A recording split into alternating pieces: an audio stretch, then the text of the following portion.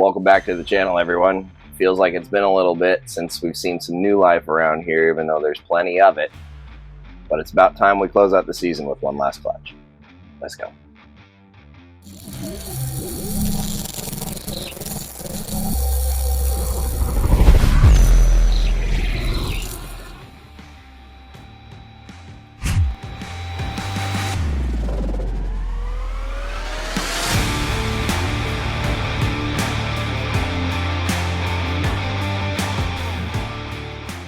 Alright, we got babies poking heads out. They're already starting to retreat. They're being a little shy. But if you've been paying attention to the channel, then you've probably been waiting. This is the Reptiles clutch. So on June 1st, we got about 20 eggs, 2 of which were so-so, 4 slugs, and you know the rule, you incubate until there's no debate. And if you know me, you also know that I don't pull bad eggs. If an egg goes moldy and dies, I tend to leave it. So in there we have 2 eggs that have gone moldy and died.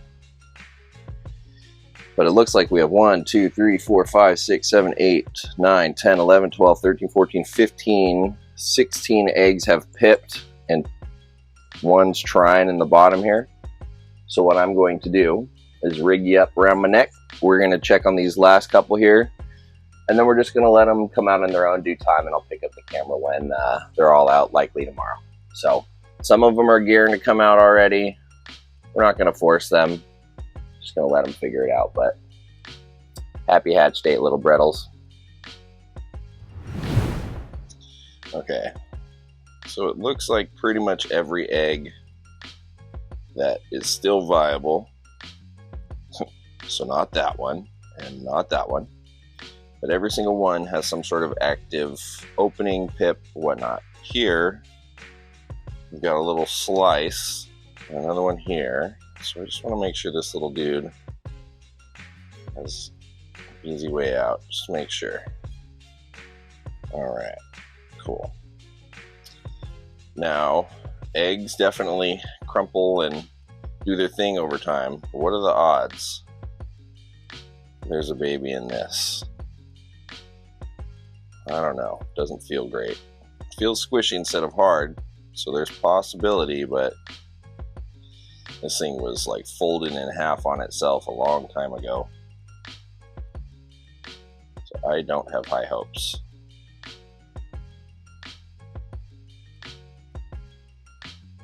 There's something in there.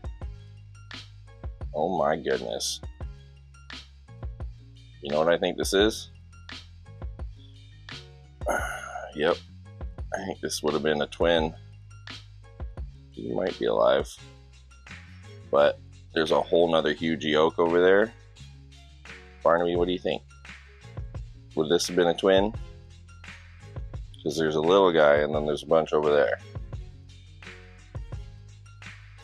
So we're going to assume that one's not going to make it, but then we've got 1, 2, 3, 4, 5, 6, 7, 8, 9, 10, 11, 12, 13, 14, 15, 16, 17 that all seem to be handling it on their own.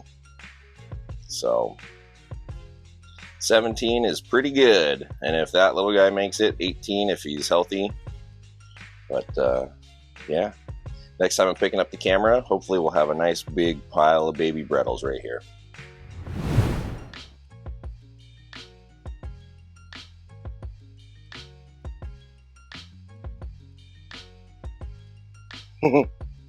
Nice big old pile of Reptiles.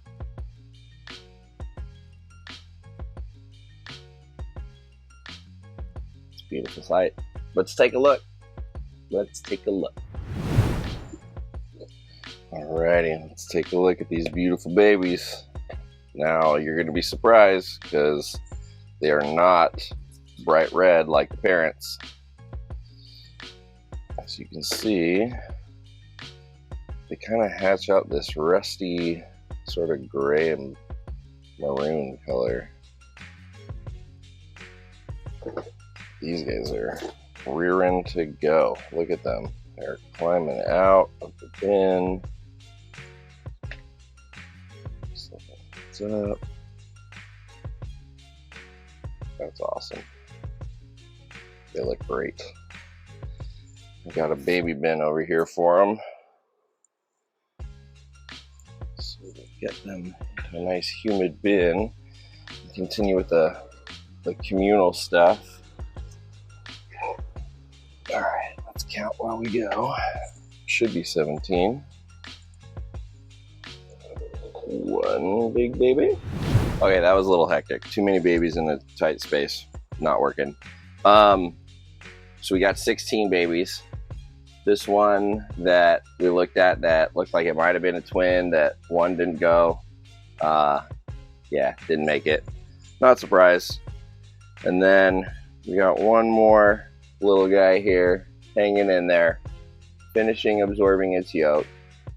Little late bloomer, as we'll call him, alive and well, just taking a little bit longer to cook, as it were. So that's the end result. I'm gonna let this little guy or gal, this last one, go back and sit in the incubator for a bit. But let's take a look at the parents, as we love to do. Anytime I've got babies, it's a great time to take a look at the parents so you can see the potential that these drab, sort of not very attractive, currently looking babies, you know, what they've got to look forward to. So let's take a look. This squirmy dude right here is my male Lazicline Brettles python, or Centralian python, or Bredli, or Morelia Bredli, whatever you want to call them. If I back up a little bit, you can kind of get more of a size reference for him. He's about 5 feet long. Maybe, you know, about as thick around as the handle of a baseball bat or something. Not very big. He can certainly eat big meals if I were to offer them to him, but small meals pretty regularly work well. So he takes small rats. He can eat medium rats. He can certainly eat larger, but he doesn't need to be big. He's already around 9 years old, so he's very healthy and great size. And this is now his second time producing babies for me. And yeah, he's a wonderful animal. He went through a period where he was a little bit bitey in his enclosure and defensive, but he's worked out of it. I don't know if, you know, just age, maturity, having some time to breed has calmed him down or whatnot, but he's a good boy. I named him B-Red, but this is him. He's a good dude. And yeah, he's now sired a second clutch of Brettles pythons for me. A lot of people will talk about getting a male Bredli if you want to get into carpets. You don't want something huge.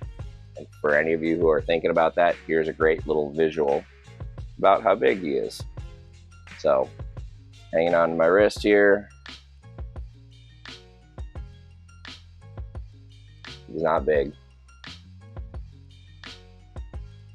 So, some food for thought. They're wonderful pets, very interactive, very hardy. And if all goes well, this guy could live another, 10, 11 years easily. He's only 9, so 20 isn't impossible. 20 is pretty reasonable for most pets. So, carpets, that is. Okay. Well, let's let this squirmy dude go. He's pretty restless. And let's take a look at the beautiful mama, the wonderful female who produced the clutch. All right, here's the big girl herself.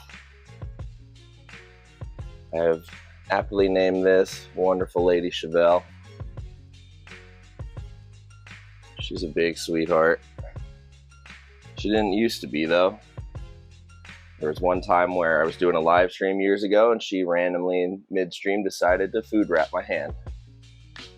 She's since made up for that by producing some more wonderful babies for me. She's a good girl. She does love her food, though. And like most carpet pythons of any type, after dark, it's hunting time, so be careful, no matter how friendly they are. And it's always wise to make sure you know that the animal is awake. when you reach in. Even a friendly, big, gentle giant like a Reptiles python, they love food, so make sure you communicate with them. This girl, she was in her enclosure just resting, and I moved to hide and made sure she knew I was there, and we're good to go. She's very active. When she's out, she doesn't sit still. But she's, you know, every bit of, 7 feet, no problem. She doesn't even fit in frame, as you can tell. She's a big girl. I can just barely get my hands around. This is, she's had several big meals to get back on food after giving her clutch, but that was 2 months ago, so she's had plenty of time. So she's looking great. This girl never misses a meal. They love the cool temperatures in the evenings. They don't really like it too hot. In fact, she's rarely sitting under the heat unless she's got a meal in her. And as you can see, they love to climb, and they're very active snakes. A lot bigger than the male, though. A lot bigger. And she's a little bit on the darker end right here, and my room isn't as well lit as it could be. So I'll include a couple studio photos that I've taken of these animals in here, but just beautiful, beautiful markings, that beautiful brick red that fades to the black tail. Just a stunning animal. A big, gentle girl. And there's just a lot of her. And what's really unique is, although my lighting isn't great, they do have blue eyes. So you've got a red and black snake with white markings and blue eyes. They're pretty sweet. You can feed these things all sorts of stuff. They almost never refuse a meal. And with any luck, we'll have 16 or 17 beautiful, healthy babies from her and the male. They are both Lazic line animals. They're both 9 years old. And I love them. All right, so we're gonna let this girl go back. Just wanted to make sure you got to see what the parents look like. Get a good idea for size, males and females. I haven't sexed any of the babies. Last year we had a bunch of boys and it was fine because everybody wanted boys. So hopefully this year we have a nice even ratio. I'll know in a week or so, because what I'm doing right now is I'm continuing with that experiment where I'm taking every single clutch and letting them all shed out together and have that 2-week period of sort of building trust and confidence amongst siblings and clutch mates. And so far what I'm seeing is it's producing much more confident babies, less stressed, less defensive behaving offspring. So far, kind of across the board, they're much more relaxed, confident, and chill babies. I don't really have any of the jerks that I've been getting in the past. So seems like there's something to it. So probably in a video or two, we'll be taking a look at them post-shed and going through some of them and showing them off close up. So, but for now, you can drool over the parents and think about whether or not you need to add some of these into your life. If you've been on the fence, I highly recommend it. These are great snakes.